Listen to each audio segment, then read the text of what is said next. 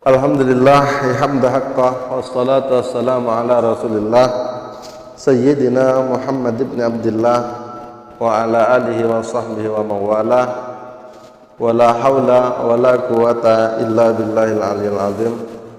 Hadirin wal hadirat yang dirahmati Allah subhanahu wa ta'ala, alhamdulillah segala puji dan rasa syukur kita panjatkan kehadirat Allah subhanahu wa ta'ala.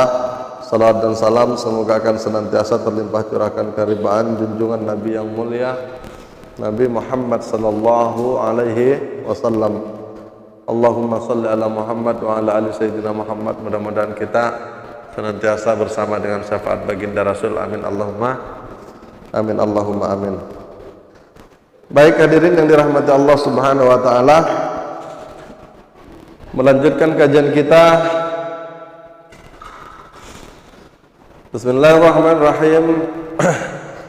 Faslun, adapun bagian atau pasal yang kemudian hendaklah diketahui akan sirrullah, adalah sirnya Allah, rahasianya Allah. Ini yang harus kita pahamkan tentang rahasia Allah. Wujud insan, dari karena itu jikalau tiada diketahui, niscaya di dalam dosa yang amat besar senantiasa, seperti sabda Nabi kita Nabi Muhammad sallallahu alaihi wasallam, wujuduka dambun la yughasu bihi dambun.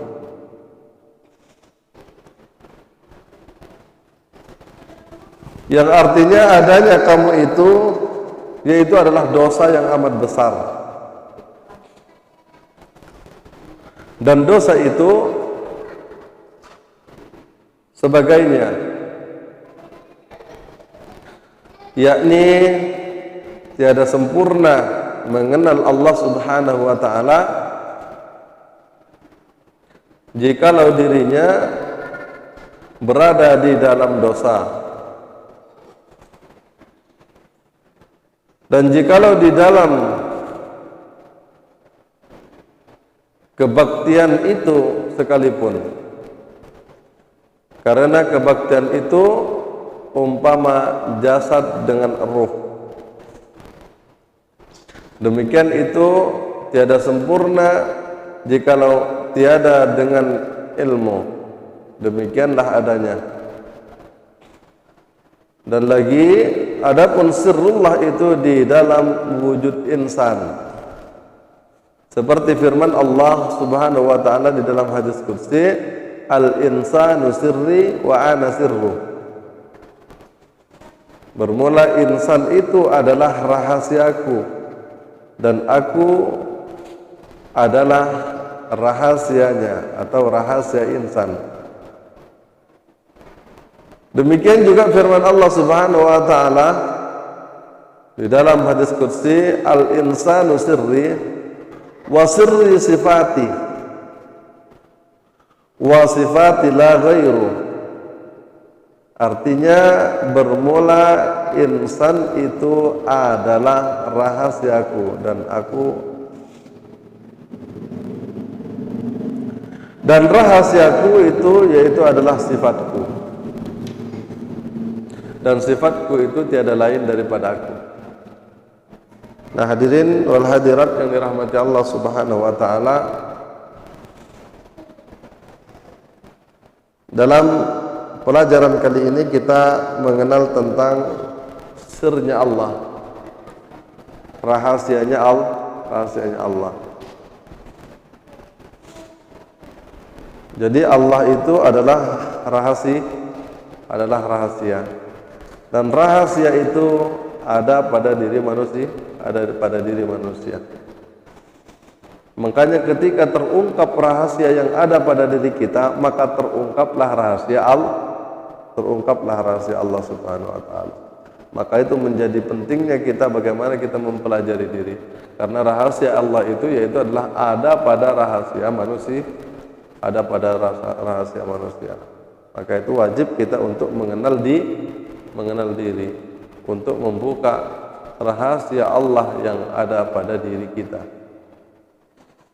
Sebab hadirin yang dirahmati Allah Subhanahu wa taala, jikalau hal ini, kata Syekh Syamban bahwasanya jikalau hal ini tidak diketahui, kita tetap di dalam dosa. Kalau manusia yang belum tahu tentang dirinya, maka pasti dia tidak akan kenal kepada Tuhannya. Kalau tidak kenal kepada dirinya, niscaya dia tetap di dalam dosa. Kenapa? Karena terhijab dengan dirinya sendiri. Maka itu di dalam hadis kursi ini dikatakan bahwasanya wujuduka dambun azim. Jadi wujud dirimu itu yaitu adalah dosa yang amat besar. Ya. La yughasu la ghairi. Jadi daripada segala itulah, karena adanya diri itulah jadi dosa-dosa yang lain itu ada karena adanya diri. Sebab kalau sudah tak ada lagi diri, kemudian ada Allah Subhanahu wa taala, nyata Allah Subhanahu wa taala, artinya terungkap dan terbuka rahasia itu, maka di situ sudah tidak ada lagi cerita kita. Itulah yang disebut dengan ma min khairin fa min Allah wa ma min syarrin fa min nafsik tadi. Maka kalau masih ada diri, maka itu namanya kotor. Kita itu masih kotor. Kotor itu kan dosa kan? Dan dosa yang paling besar itu yaitu adalah memang diri kita ini. Jadi wujudnya kita ini sudah dosa. Makanya itu pentingnya mempelajari diri agar kita bisa mengembalikan diri lahir dan batin. Kalau sudah kita mengenal diri, maka kita akan mematikan diri. Kalau sudah kita mematikan diri, maka akan ketemu dengan zat yang hidup. Dulu di kajian kemarin tentang mematikan diri, lalu kita akan ketemu dengan zat yang maha hidup. Yang namanya juga orang sudah mati. Kalau sudah mati, maka akan ketemu dengan zat yang hidup.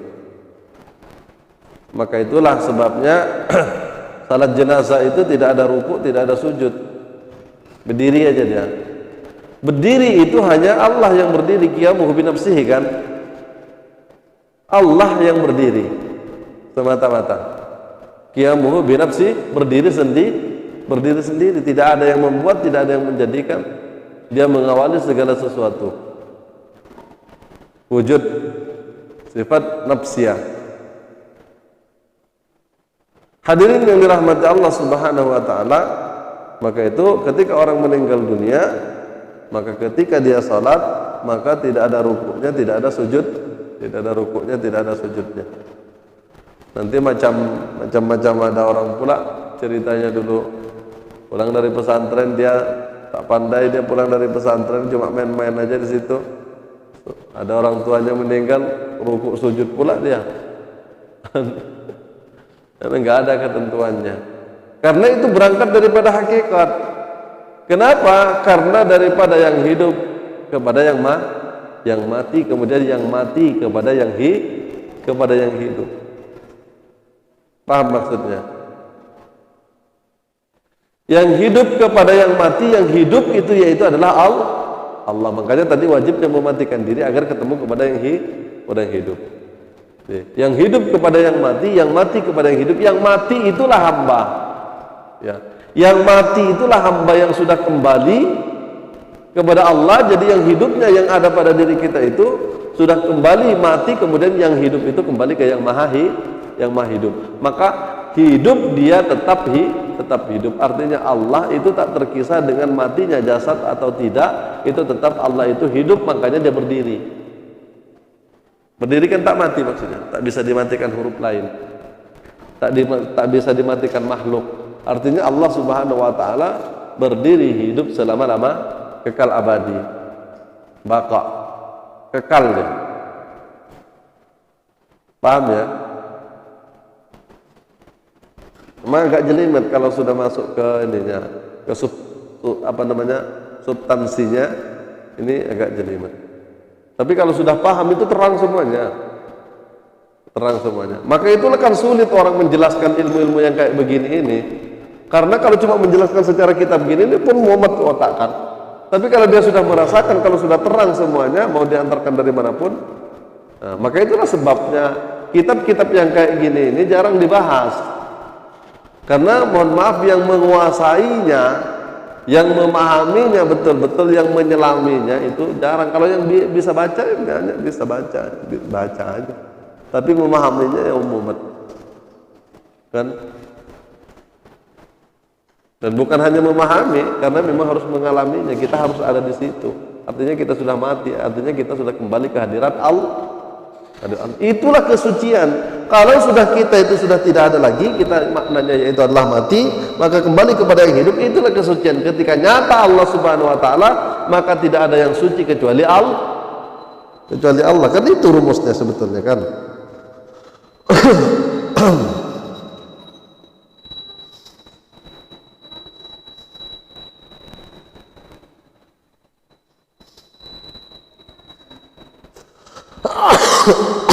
Itu aja rumusnya sebetulnya.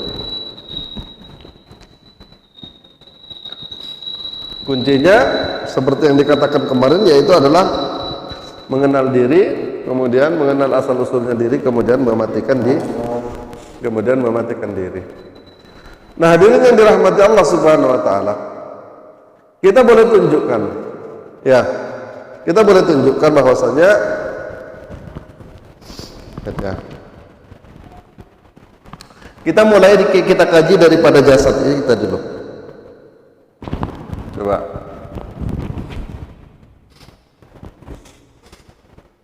Ini kan tubuh manusia nih. Ya.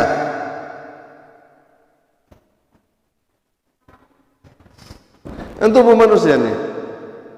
Mem, kepala, kemudian hak, tangan dengan dada nih, kemudian ini pinggul, kemudian ini dal, kan?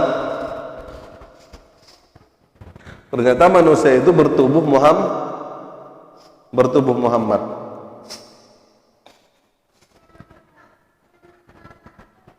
Nah, yang dikatakan rahasia Allah ada pada diri itu, yaitu karena di sini itu, yaitu adalah mengandungi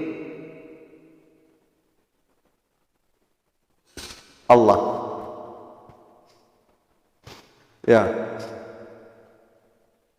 Maka itu hadirin yang dirahmati Allah Subhanahu wa taala, ketika dia didahirkan, diwujudkan menjadi tulisan, maka di sini akan menjadi huruf masing-masing, yaitu adalah lam, kemudian terus jadi lafaz aja langsung ya. Kemudian lam yang kedua, kemudian yang ketiga yaitu adalah ha. Kalau dibalik ini pas nih. Ya.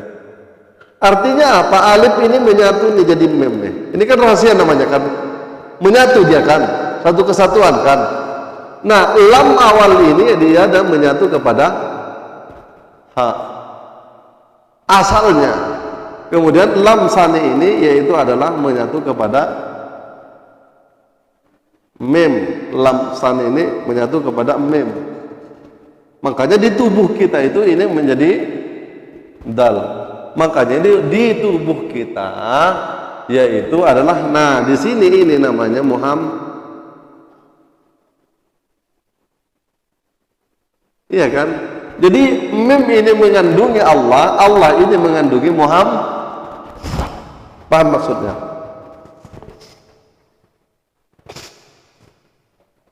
Mem ini mengandungi rahasia Allah. Maka tadi kan dikatakan al-insanu sirri wa ana sirru. Manusia itu adalah rahasiaku dan aku adalah rahasia manusia. Jadi mem ini kalau didahirkan yaitu adalah mengandungi rahasia Allah. Inilah ketika dipencar dia kan 4 huruf, dia satu kesatuan dia kan. Nah, dia satu kesatuan. Nah, ketika dia tersembunyi di sini, maka ketika dia didahirkan ternyata Allah berada pada Muhammad.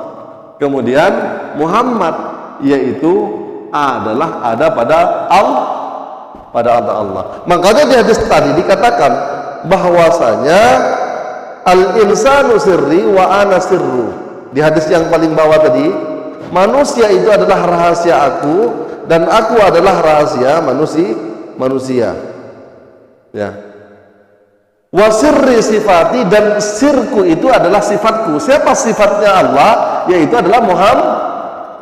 Ya kan? Allah ini zat. Allah itu zat kan? Kemarin sudah saya sudah saya tafsir. Allahu lafdzul jalalah. Coba nih kita i'rab lagi. Kan Allahu lafdzul jalalah. Allah ini yaitu lafadz jalalah. Kan kita kalau orang tajwid aja kan paham kan lafadz jalalah nih. Allahu lafadz jalalah. Kalau lillahi pun tetap lafadz jalalah. Itu kan kalau tajwid kan kalau parka lafadz sebelum lafadz jalalah harkat fathah maka lamnya dibaca tebal. Kalau sebelum lafadz jalalah itu harkatnya kasrah maka dibaca tipis.